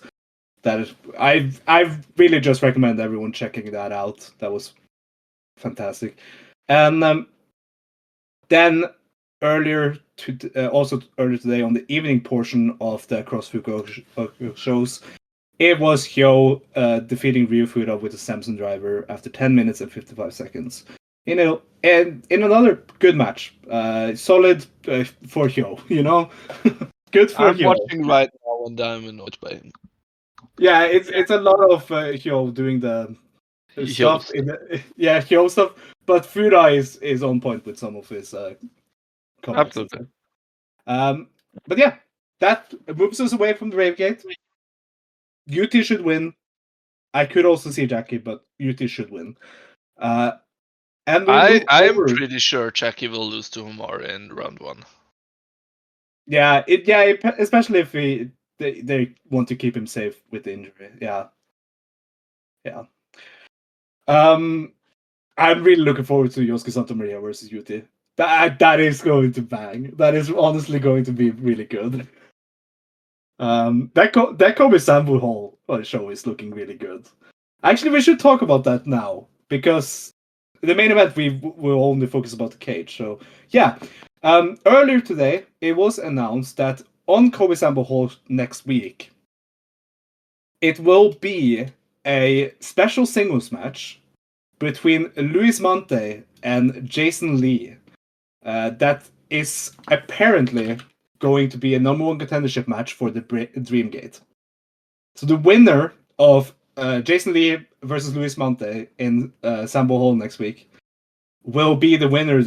Will be the challenger for Yamato in Nagoya for Dead or Alive. It's finally Jason time, right? Let's do Jason. Come on. I think it is, but also I don't know about that, because that automatically becomes your second most important match. It already is. Yeah. So like I Jason's challenge, I think, could be it could be a great match, and it could be a really big deal. And I don't know, yeah. I don't love it being second on the list of things in that show. I think it's interesting though, because it does take Jason probably out of the picture after that. Yes. And I think that interests me more almost than the match, which will be amazing. It is interesting because the Twin Gate is in such a weird position. Because of course Jason is Twin Year champion with Kota. Kota is going to be busy in the cage. And their logical next challengers, Homare and Shun will be in the cage, and Homare might be in the final of the Brave Gate thing. Even though I see Hyo as the more likely. But yeah, it's interesting. But if they do Jason versus Yamato, it at least gives Jason something to do on the show that isn't involved in the main. They could also do him versus Homare on the undercard in a singles match. I look at Mante as someone that also kind of needs a big match against Yamato. Not like in both in status, but also just to remind people that Luis Mante is a fantastic wrestler. Because I think a lot of people is forgetting that because he isn't doing anything. But I think he could stand to do one and it be like not the main event. Yeah. And it hit him less than it would hit Jason because Jason's going to get sent to the back of the queue effectively for quite a while. Yeah. Jason has always stood out more as a Korakuen challenger in my mind. Mm. But yeah. I'm just not like Jason has been an amazing wrestler for years now, and he is a champion right now. What has Monte done in the last few months that warrants him even getting a number one contenders match? He won the Royal Sambo Hall in Korakuen. Rumble. That's a cool thing. He didn't participate in the Rey de Parejas, and instead had a lot of matches on the undercards, where he apparently won. Monte has always been booked. He has been booked strong.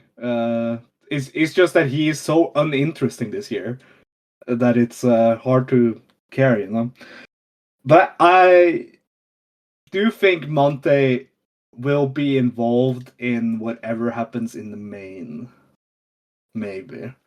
I look at Monte as a member of a new unit. That if we get a new unit after Dead or Alive, I look at Monte as one of the guys in it. You know, I don't see Monte joining any of the units currently, which is why I said so quickly no to Gold Class. Because other than maybe Vibes, I don't see him fitting in with any of the others, you know? So we'll see. It's an interesting match, though. Monte versus Jason. That Kobe Sambo Hall show next week looks really fun. Of course, that show is going to be people from that aren't in Las Vegas. But yeah, moving on to the main event. The main event in Korakuen was Dragon Dia, Madoka Kikuta, and Ryoya Tanaka of The Courage facing Shun Skywalker, Kota Minoura, and Dia Inferno of Seabrats. Why I say Dia Inferno of Seabrats, even though he was never an official member of Seabrats, he's a member of Seabrats because this was Ishin. It was obvious when he came out of the curtain, it was Ishin. Dia Inferno ended up getting the win. So Ishin ended up getting the win over Dragon Dia with the pin after 30 minutes and 14 seconds. This match was good and it was bad. It had some really fun stuff. Like it got going great right from the start of just a lot of classic Seabrats brawling. Then, by accident, Kikuta got busted open, and it felt like the match kind of lost some of its steam because they were confused about what they were going to do about it, because it was a pretty nasty cut. Kikuta looked pretty fucked up by it, and they spent a long time of Dia just taking offense and taking offense and taking offense from Seabrats while Kikuta got taped up, and then when Dia had been beaten up for like what felt like 3 minutes straight, Kikuta came out with a great hip attack save, and he worked really well with Tanaka. Did some classic D-Courage offense with Tanaka, then ended up pushing Dia out when Dia came back in to try and help. So he is so on odds with Dia and Yuki right now. It's pretty insane.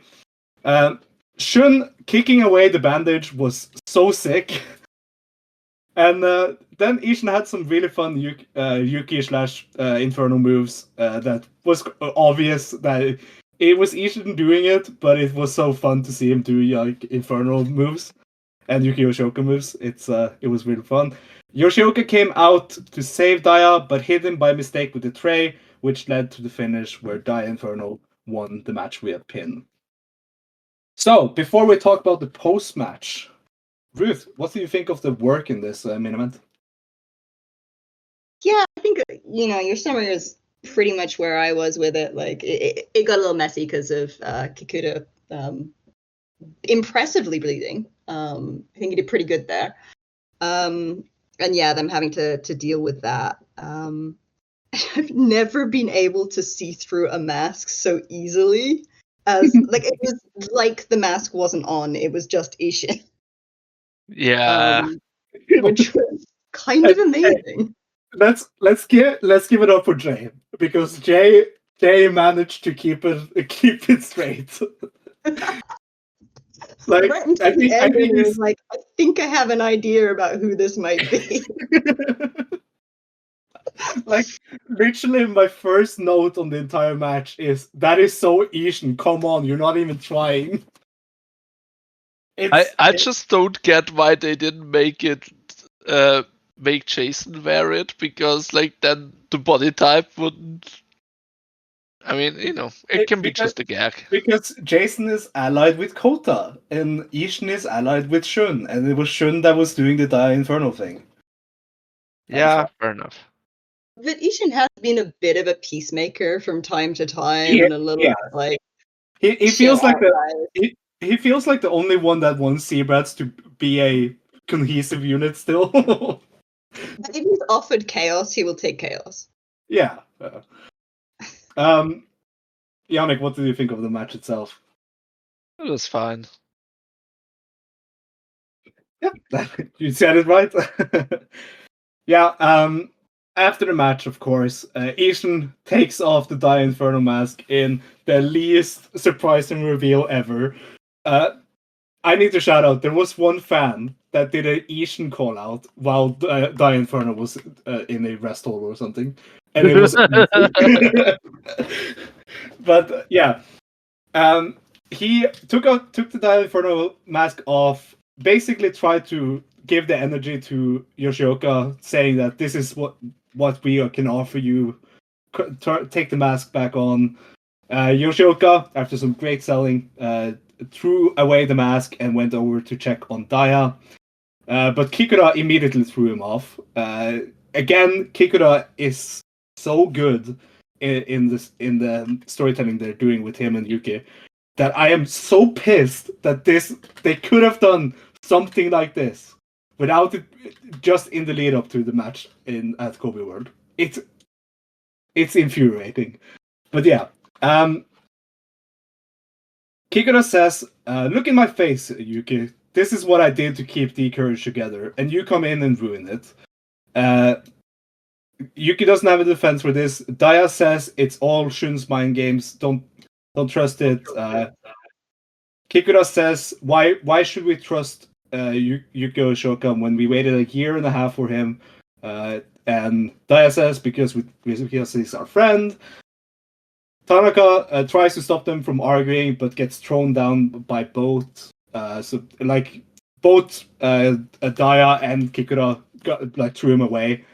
Felt very I really liked that spot, because Tanaka, for the first time in his entire D-Courage run, really showed some character work on them that isn't just, I'm here to have fun. Because he immediately was like, well, fuck this, and he left. And it was really fun. Of course, when Tanaka left, Shun started laughing and got in the ring, trolling everyone, being Shun. Local man ruins everything. Then Kota, shockingly, stopped Shun from getting his hands on Dia and told Shun that he only thinks about himself. Why are we focusing so much on D-Courage? This is not why we should be doing.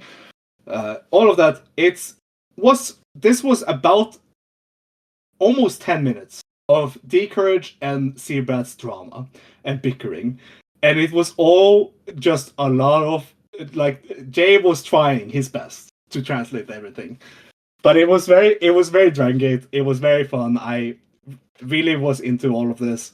It's exactly I knew immediately what they were doing. This was so clear that GM Ryo Saito was about to come out and say that this is going to be a cage match. And that is, of course, what he did. GM Ryo Saito, who probably gained like 50 new gray hairs just with this main event and feud, came out, said that he's tired of all the bickering between the Courage and Seabrats. So he said that they will settle it in the cage in Nagoya. First, he wanted it to be Kota and Shun versus Dai and Kikuta. Then Yuki Oshoka took the mic and said that no, the whole reason why we're here is because of me. I should be in the match as well. So Yuki is added into the match. Ishin then gets in the ring and says that's unfair. D-Courage can't have 3 guys versus the 2 guys in Seabrats. So he says maybe Gianni should be in the match. Then GM Saito says, no, you know what? You were the one starting this. You were the one under the Die Inferno mask this whole time. So you should be the 6th member of the match. So it will be so good. It was so good. It was such a good twist. Like, it was such a good, like, yep, you talk the shit and got shit, you know? So, on May 5th, the final Dead or Alive in Aichi Prefectural Gym, most likely the final Dead or Alive ever. We don't know. So this might be the last cage match. I'm pretty sure they will do it in Kobe sometime. But yeah, anyway, it will be Mascara contra Caballera. So mask versus hair. Loser loses their mask or hair. 6-way steel cage match. Yuki Oshoka versus Dragon Daya versus Madoka Kikuta versus Kota Minoura versus Ishin. This is a stacked lineup. It's outside of Shun. It will be everyone in this match first time in the cage. Shun, notably, has been in every cage match since he turned heel. Which is amazing. This will be his third cage match. And you know what they say? All bad things comes in threes. The bad thing will always come in the third. So yeah, I am very into this entire thing. It's a cage match that really feels warranted. It feels like what this entire thing has been building to. I said at the start of the year, Kota and Shun is definitely going to be in the cage.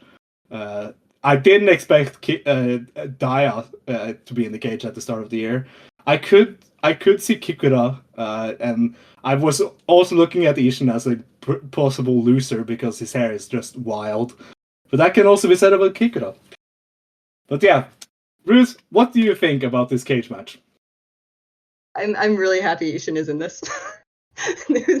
Just like that sowing and reaping moment so close together when his face was the most beautiful thing, and I think he's going to be great in it. I mean, I think he's great anyway, obviously, but I think this is going to play to him causing a lot of chaos in a very small confined space.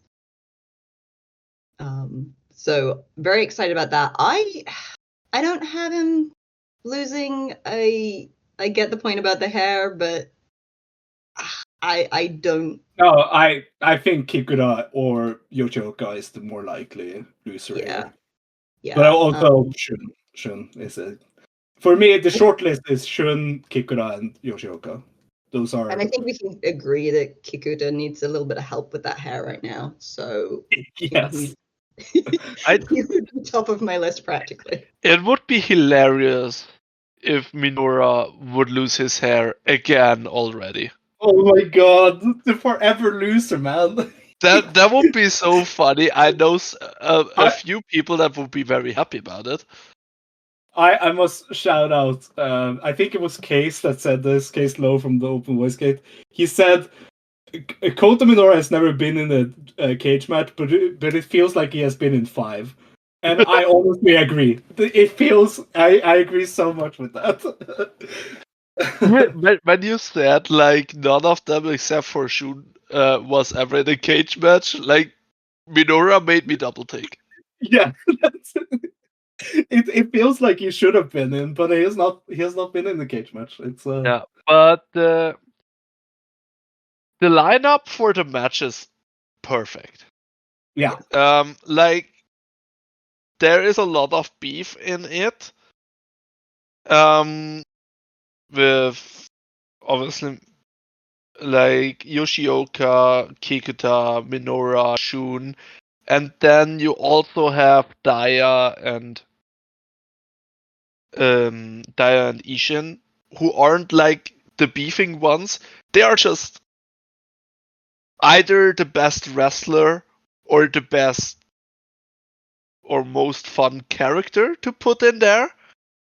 So they are like the perfect addition, and I'm really happy with what we got. I'm also glad it's like a 6-way and not like a tag match or something. Yeah. So I have full confidence in the shenanigans. Oh yeah. Also, very notably, first cage match in the last. I think it's the first cage match since the SP Kento one that has not had a Vibes member.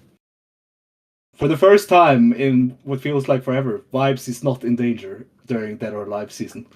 During cage match They season. are in danger. Have you forgotten about Hyo joining? Oh yeah, that's true. I forgot. Shun has no incentive to stay in that cage. Like none.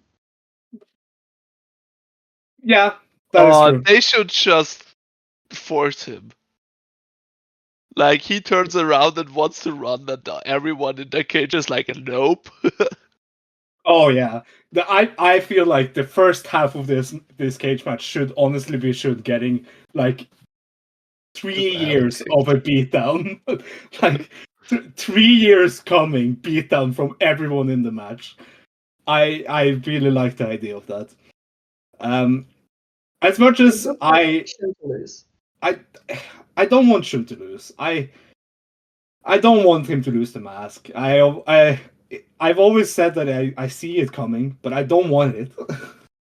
Because I feel like the mask is so iconic at this point, and the look is so cool, and is a look that I feel like he can do as a babyface as well. And like babyface Shun, I feel like should be a thing that happens. That I always are say. enough people in this match that need a haircut. Yes, that is the point. How We long have- is it to cut Ishin's hair though? Like just genuinely, how long is that gonna take? Ruth, No. are you familiar with the Miku Aono versus Kyoka Iwai haircut match? I am not. So they had a haircut match, notably a haircut, not a hair match. So the loser had to have a haircut of the opponent's choosing, and in the biggest upset, Kyoka actually won the match against Miku, who was the ace at that point. Mhm. And she chose like this really good haircut instead of bald because she thought the girl on the picture was cute. Yeah, she chose like a haircut that was like 2 centimeters shorter than what Nah, it was shorter. She had really long hair, and then it was just long after. But it was so good. I think Daya would be the most funny loser of this match because he will be that would mean he would be going into the Best of Super Juniors bald, and I just love that idea. Like, out comes the twinkiest wrestler that DragonGate has ever sent to New Japan, and everyone in every New Japan fan knows Daya as the really fast Dragon Kid successor. That is, it's as much of a twink as you can, and it would be amazing to see their reactions without knowing that he had gone bald. I like that idea. Amy was very high on that. Of course. But yeah, I look at Kota and Daya as the two least likely to lose here. Just because Kota did that last year, we don't need to do it again. Yeah. And gets it feels, enough loops. but it's hard to predict the direction of the match after of anything of this after. Yeah. It feels like a unit reshuffling thing is about to happen. It should. We have been wanting it to happen for a while now. Like Seabrats is an old unit. D-Courage is an old unit. It's D-Courage, especially outside of Daya and Yuki, which we haven't had for a while, but we got again recently. D-Courage all of last year felt like a unit that wasn't doing anything. And of course, that is because the main guy, one of the main guys, was injured all of last year. But I could see D-Courage disbanding as a result of this match. I could see maybe a Shun. I could see Yoshioka and helping Shun if Shun gets like turned on. I could see that being a thing. Classmates and all. I like the idea of a 2016 thing that could maybe save us from Hyo in vibes or Gold. You like that? Yeah, that you like that because it saves vibes in Gold Class. But I've always known if Shun gets kicked out of Seabrats, I have always looked at Hyo as one of the guys that will probably be allied with him. I can see him being saved by all three of his former rivals, like Hyo, Monte, and Yuki. I could see that being a thing. Yeah. But yeah, it's I think Kikuta should definitely turn fully heel. About the cage match, I think I'm speaking for Dylan when I say all I want is water balloons. Oh yeah, hell yeah, that would be amazing. But yeah, this I am very into this. It's I always am into the Dead or Alive cage matches, but I think this is a stacked lineup. Anything can happen. It feels like, and yeah. I love that in all of this, like it took me ages to remember that Yuki was coming back from an injury really recently. Like I didn't even question that the man was going into a cage match. Yeah. Great.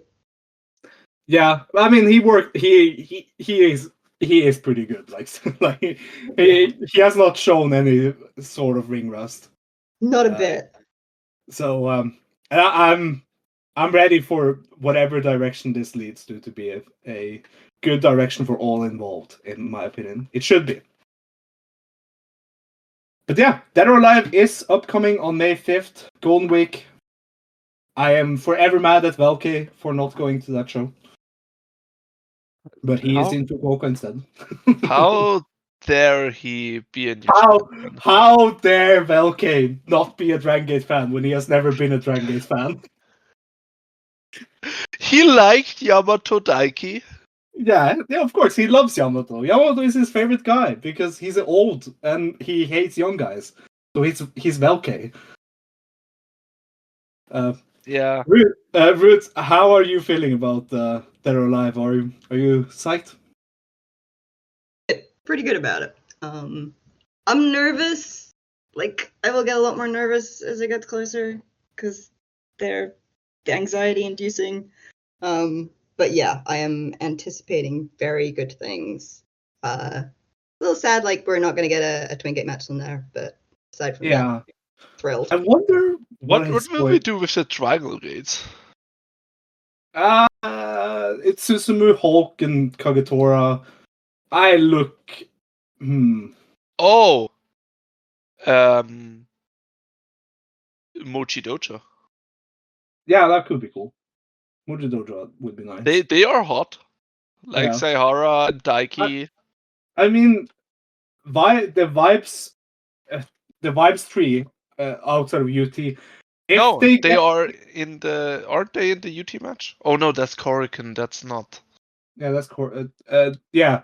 The Hyo match is in Korakuen. Ah, 3 days after Dead or Alive, because Hyo and UT is probably facing each other in the Brave Gate final.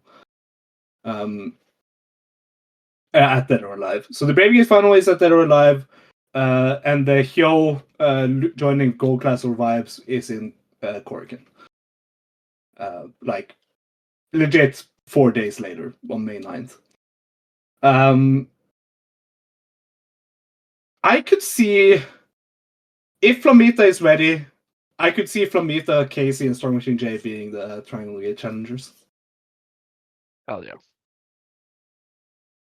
I mean, Pin. they're all. What Kagetora. they should do a 3-way. They should do a 3-way. Ben K, Rita, and Jackie, or Ben K, Junior, or Rita, whatever. Whoever. It doesn't matter. Gold Class versus Vibes versus Paradox for the Triangle Gate. There we have solved it. Great. We have solved it. That should be the direction. But yeah, the rest of the card is whatever. Monte and Jason is a coin flip for me, honestly. I would prefer Jason to be the Yamato challenger, but I do agree with you, Ruth, that I would prefer that to be the main match of a show, not the second match of a show. You know. For me, it would just be like being really into the match or not caring. Yeah, but do we need a like really big story match for the DreamGate at Dead or Alive? No, we have that in the main. What I heard here was you telling me, do we need Yamato versus Jason, and I feel disgusted. Oh yeah, I'm sorry. We do need that, but in Korakuen, that would be so much better in Korakuen, though, right? But yeah, I take it. But yeah, Monte, but it would be funny if Monte was in two not that important DreamGate matches at back-to-back Dead or Alives. Yeah. But yeah, before Dead or Alive, we of course have WrestleMania week upcoming this week. You know, there are some DragonGate people already over in the States. Susumu, Casey, Ho-Ho, and Ishin notably worked Prestige yesterday. I think I heard that Casey versus Kevin Blackwood was a very good match. And the four-way was apparently really fun. It was, yeah, so Kevin Blackwood defeated Casey in the opener for the Prestige yesterday. That went 11 minutes. It has based on 6 votes, it has a rating of 7.14 at Cage Match. Look at this. Eaton HD embarrassed DragonGate by defeating Ho-Ho Lun, Ishin, and Susumu Yokosuka in a 4-way after 7 minutes and 53 seconds. That only has 2 votes, 1-5 and 1-6 on Cage Match. But I did hear from some people in the building that it was a surprisingly fun 4-way, and that Ishin was very over. And surprise, surprise! I think Ishin is going to be one of the big winners of WrestleMania week. Ruth, is there any matches that is DragonGate affiliated that you are looking forward to for WrestleMania week? You know what? I know so little about the American scene that I am just like, I will take what is recommended to me. And that is how I tend to view Mania week anyway, is like, I get a week to catch up on all the like filmed on a hand cam disgusting wrestling in Japan, and then I'll just watch what people tell me to watch afterwards. That is very much my perspective on it, but I am absolutely sure, as ever, that the DragonGate guys are going to knock it out of the park in terms of impressing people, and that's great. And I really hope for a good time for Ishin, because, yeah, I just think he gets wrestling in a way that some people really don't. I really look forward to the DragonGate USA shows. I think both of them look really good on paper. I also I did see a really cool match that was announced for West Coast. That is Casey, YAMATO, and Dragon Kid versus Bendito, Toxin, and Latigo. That sounds like a really fun 6-man. Yeah, I am also. There's also a Prestige show on the first day, I think, that has Galeno Del Mal, Hio del Dr. Wagner Jr. and RS versus Shun, Ishin, and Kota Minora in a 6-man. So that sounds fun. Sea Rats versus Galeno and Wagner Jr. The Wagner Juniors and RS. That sounds. Yeah, I mean, every time Luchadores gets to face DragonGate wrestlers, I am always into it. And I don't, as we talked on last week, the Pandemonium show looks weirdly fun. Pandemonium is like before the best card the whole weekend that I've seen. Yeah, it really is a fun card. I talking just WrestleMania week, there are some very bad cards just for all of wrestling during that week. Like the Bloodsport card this year is horrible. I think it's a really bad card there. We have said it about the DDT Goes Las Vegas show. Like that is a very weak card.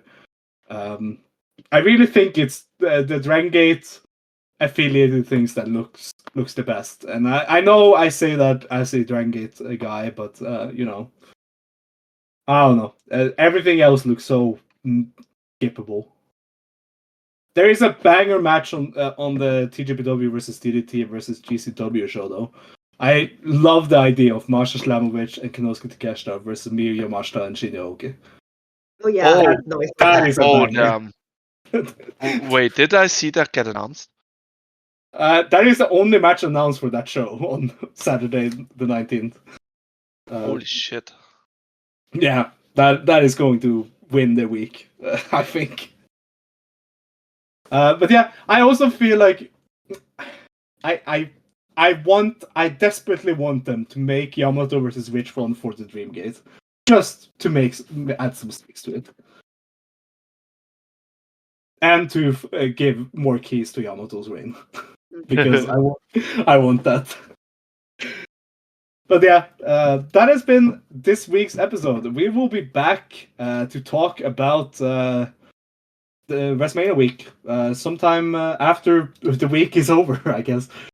We will be joined by Hart next time, who, of course, is working with Pandemonium. So we will have some live perspective of how it is to do shows with DragonGate. And yeah, hopefully Dylan will be able to make it back for WrestleMania week review. But it's been great to have you fill in for him this week, Ruth. It was talk about it, and thank you for letting me go on my UT rant. I needed that as therapy. No, we needed that. Hell yeah. Is there anything you want to plug, Ruth? I will just plug, since we're talking about DragonGate, I will plug Eden's article, which is currently on my website, which is 60minutedraw.com. And that is all about Shin, and it is quite the read. So get a drink, sit down, enjoy it. But it is long. Delving into his character that there are moments of it where they talk about Shin's brain being seething, and I was like, that is the best word for Shin. Yeah. I did see because I am not a guy that checks Twitter often, but when I was looking through your profile before we were going on air, I was like, oh yeah, I didn't notice that this was out. This is awesome. And then I opened the article, and it's like so long. But it's a thesis, but it's a really good thesis. So shout out Eden, she's amazing. I love it. Thank you for coming on. It was really fun to have you on.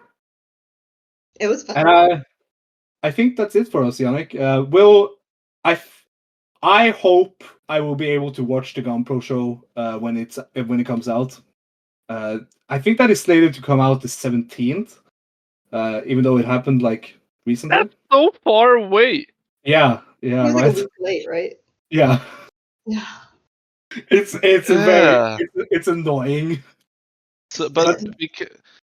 we can schedule a review for Easter then. Okay, at least Yeah, maybe. that works.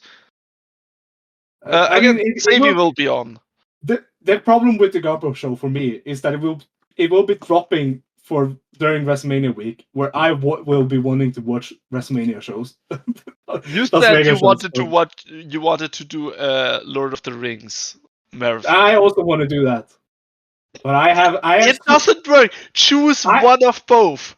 I have school off. Okay, my evenings are free, and I have very little work this upcoming week, so I am free this week. Okay. And I did my drinking this weekend, so I will not be drinking during the week or during next weekend. Sure. Of course, I will probably drink some shots while watching John Cena versus Cody Rhodes, but yeah. Oh yeah. Other than that, Last thing, they have announced the most important match, which is Mizuki Watase's 10-year anniversary main event of the Korakuen on August 26th, which is Ruth's birthday. Yeah. It is Watase versus Chun Kasai. And the last time I was in the building for Watase having a main event against a deathmatch legend, I cried. I'm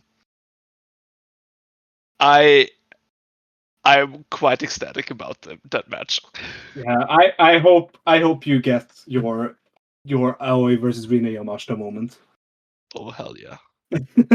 Difference is you will be able to watch this too. Yeah, the difference is, well, we don't know. It's GunPro. The track record is not good for GunPro this year when it comes to that. The shows air. They just don't They run. will, yeah, they will come soon. Yeah, GunPro. I wish they were doing it live. It's sad that we have come to this state, but yeah. That has been this. Yeah, that's true. Yeah. Thank you for coming on, Ruth. We should close now, so see you guys after WrestleMania week. Good luck. Hope John Cena beats Cody Rhodes. That's the only thing that matters next weekend. And that's it. Until next time, as always, be ready, wake up, and go.